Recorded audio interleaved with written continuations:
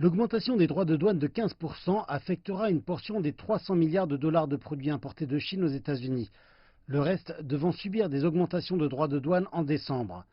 Si les droits de douane étaient intégralement imposés, quasiment toutes les importations depuis la Chine, d'une valeur de 550 milliards de dollars, seraient soumises aux droits de douane américains imposés depuis juillet 2018.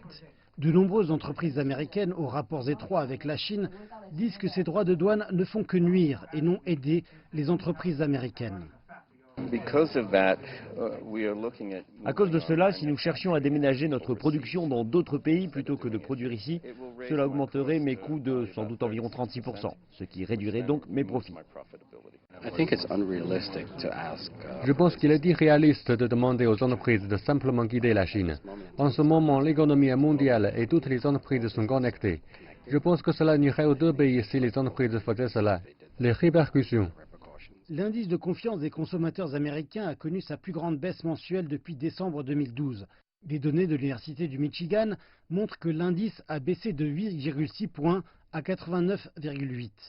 Des analystes disent que les droits de douane en sont la raison principale, ce qui fait croître les incertitudes et réduire les dépenses.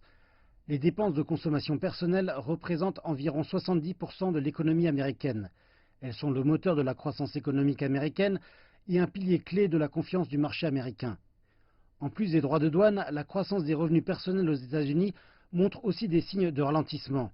Les données du département américain du commerce révèlent que le revenu personnel a augmenté de 0,1% en juillet, soit la hausse la plus réduite depuis septembre de l'année dernière. C'est une baisse importante en comparaison aux 0,5% du mois de juin.